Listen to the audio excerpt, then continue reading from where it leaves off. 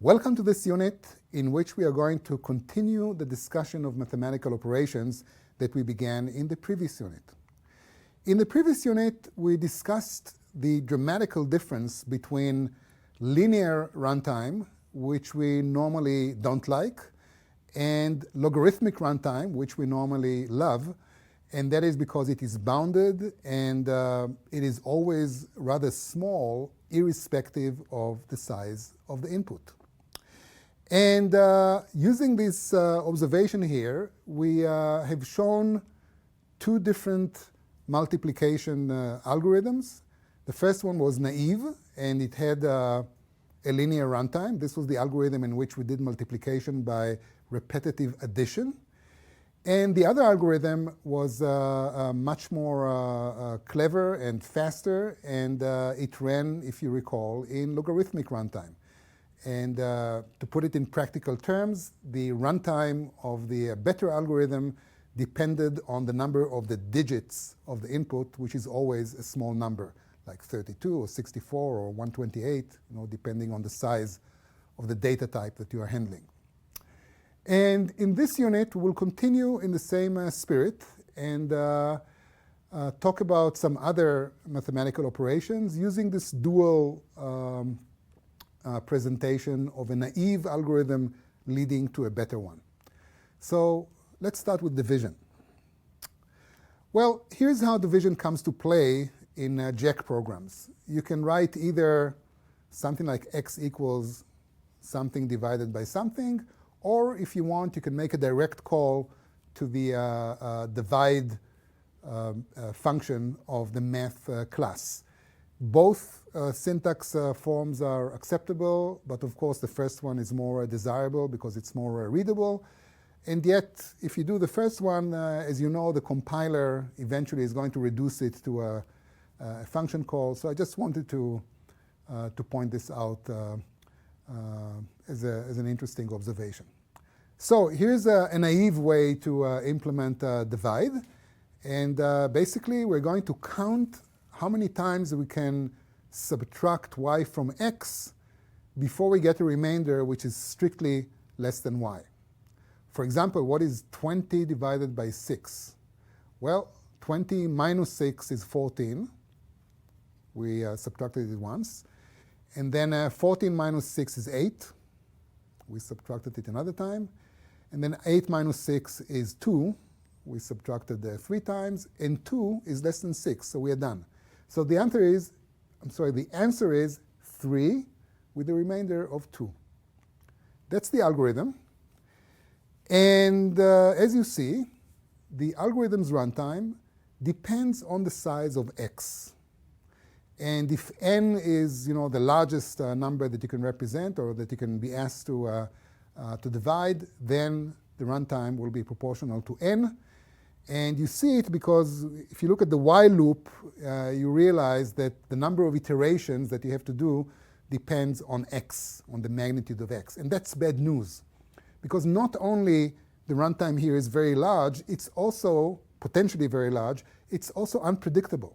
In some inputs, you will get the answer right away. On other inputs, the algorithm will run millions or billions of times. That's not a good situation. So fortunately, we have a much better algorithm, which is based on long division. So what is 175 divided by 3? Well, as we learned sometimes in elementary school, we go through this cryptic procedure here and we get the result.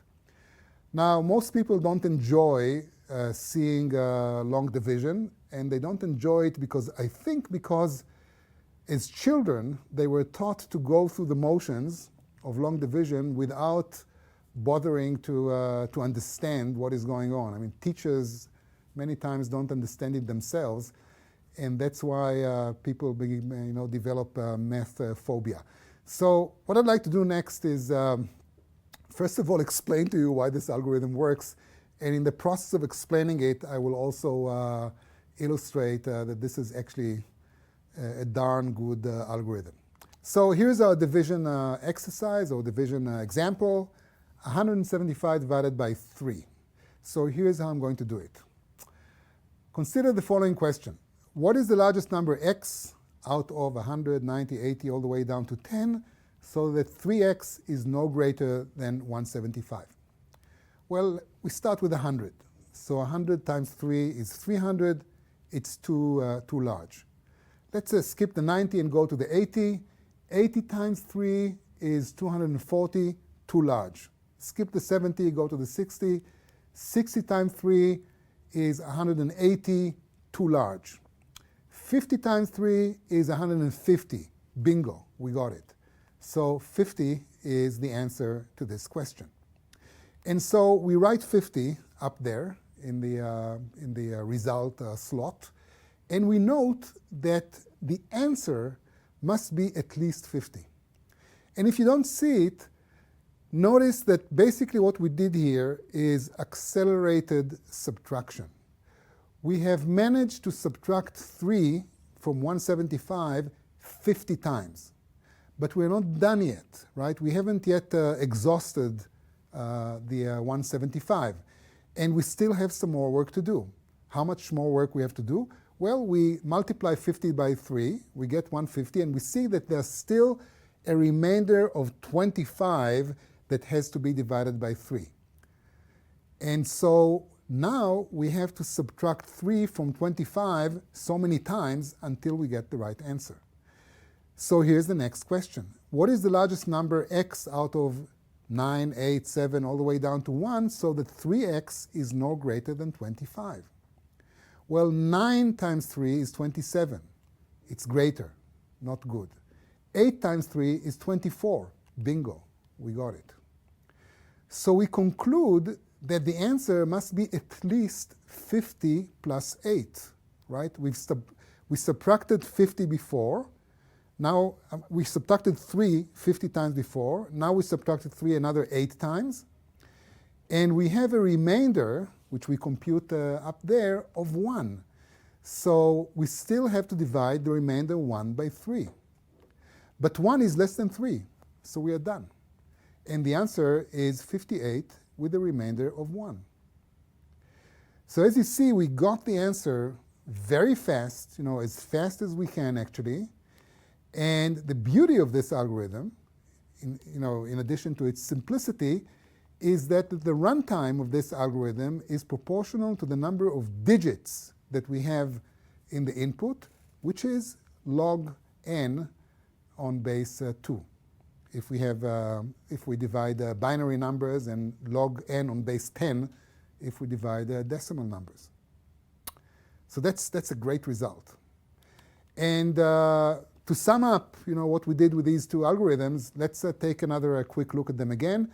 Here we had repetitive subtraction, and here we had the long division algorithm. The runtime of repetitive subtraction depends on the input size, which can be huge, and the runtime of the long division depends on the number of digits of the input, which is never too big. And if you're not convinced, take a look at this example here.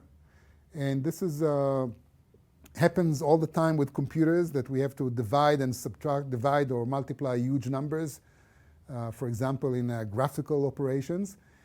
And the runtime of the naive algorithm in this case will be something along this number here, which is the number of times that you can subtract 3 from the astronomical number that you see here. And the running time of the long division algorithm is going to be 27, which is the number of digits in the input. So you see the incredible efficiency of long division.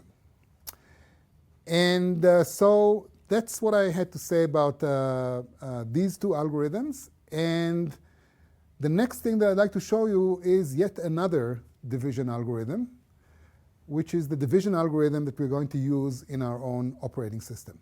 So once again, we have to divide x by y.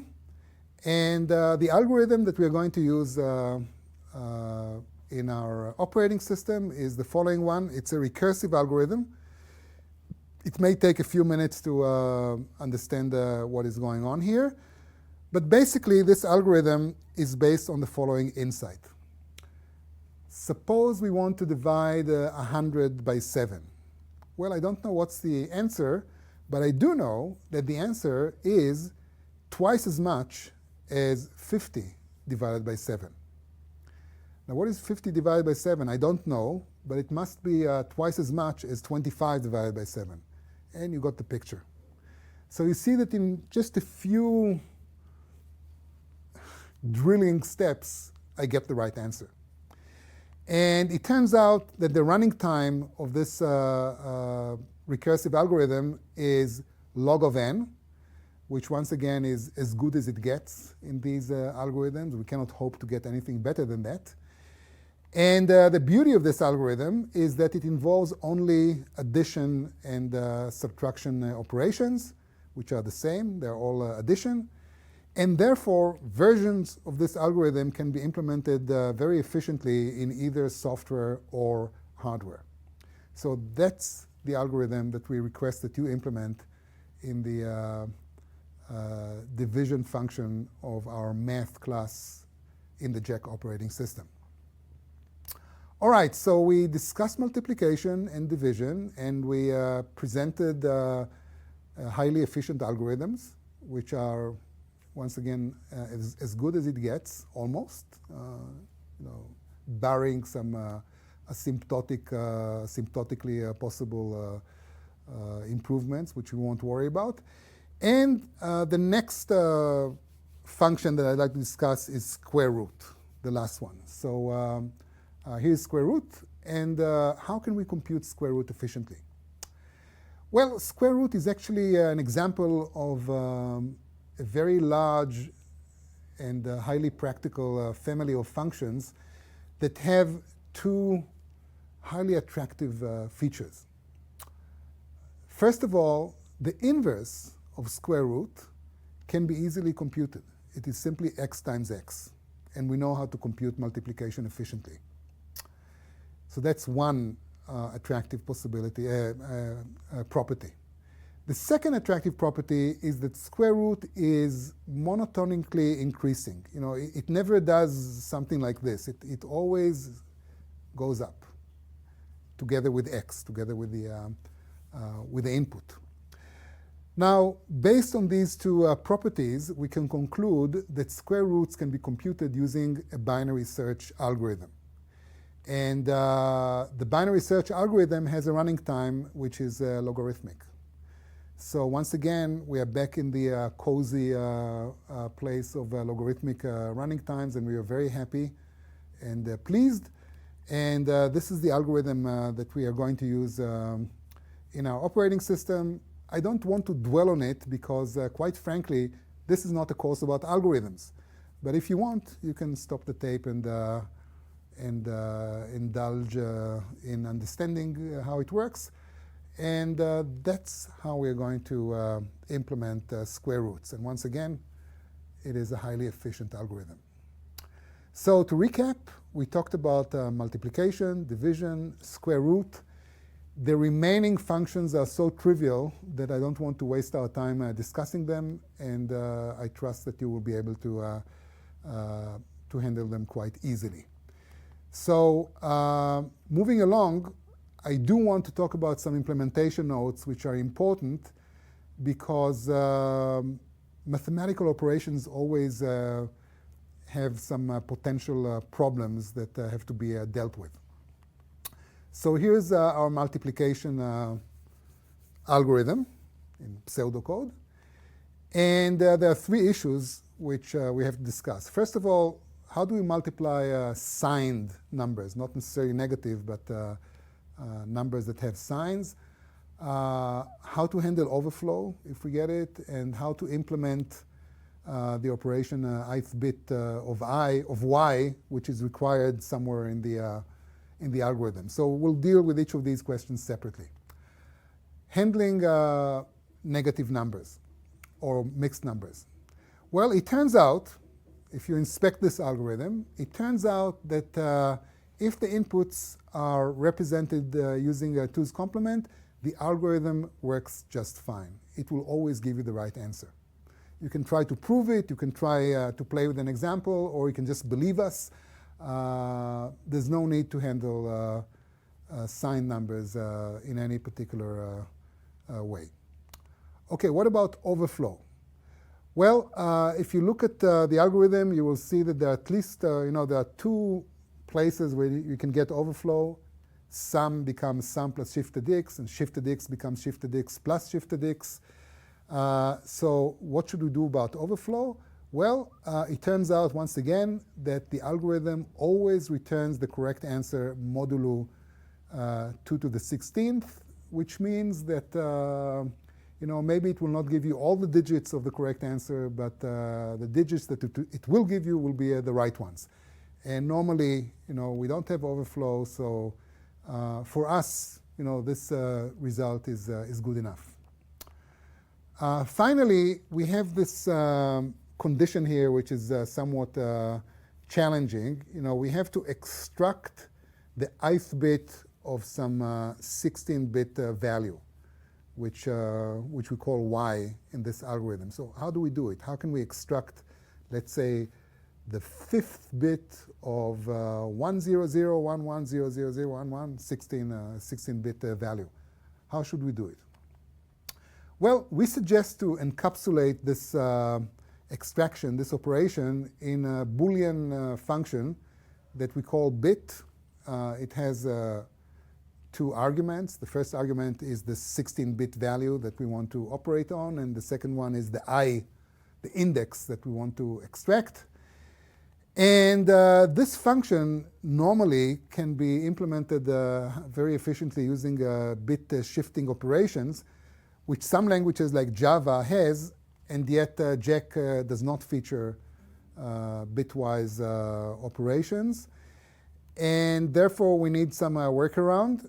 And what we propose is to create an array, a fixed array, to create it once and for all when we start the computer. And this array will hold the 16 values, 2 raised to the power of I, where I goes from 0 to 15.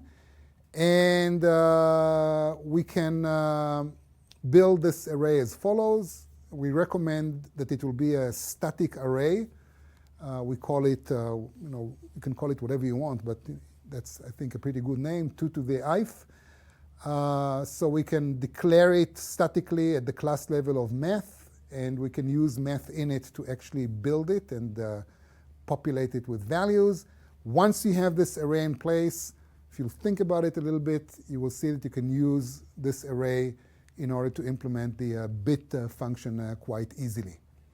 And once again, I want to reiterate, we build this array only once when we start up the operating system. And this actually is quite typical to operating systems. When they start running, there's an init stage in which the operating system builds all sorts of data structures that it is going to use throughout its execution. Many different classes can use these data structures, and in this example, the math class is going to use it quite extensively. All right, so that's multiplication. Moving along, I'd like to say a few words about division. Here we have the following issues. First of all, once again, how do we handle signed numbers, x and y? What should we do if we're asked to divide 151 by minus 17? Well, here's what we recommend. You can divide the absolute values of the inputs and then set the results as needed. Okay, so you have 4 possibilities and you can handle it quite easily. What about overflow? Well, y can certainly overflow in this recursive computation because we multiply it by 2. And sometimes we add 1, so it can become fairly large. And right now the algorithm is completely oblivious of the size of y. So we suggest that we monitor the y. And in general, when you have a 2's complement number which grows, a positive number that grows, when it becomes negative, that's the point where there is an overflow. And so we can add this condition. We can, instead of saying y greater than x, as we have in the algorithm, we can say if y is greater than x or y is less than 0, then we return 0. And for us, this is a good enough way to handle overflow. What about square root? Well, with square root, we have also a potential overflow. It can happen right here. And how should we handle it? Well, once again, we can play with the conditions, and instead of using the condition that you see in the algorithm, we recommend that you add another clause to this condition, and this will once again handle the overflow properly. So these are our implementation notes of these 3 functions, and this completes the implementation of our math class, because once again, the remaining functions, abs, min, and max, are trivial, and we don't want to, to spend time talking about them. I trust that you will know how to implement them yourself. So with that, we are done implementing our first OS class, the math class, and in the next unit, we'll talk about memory management.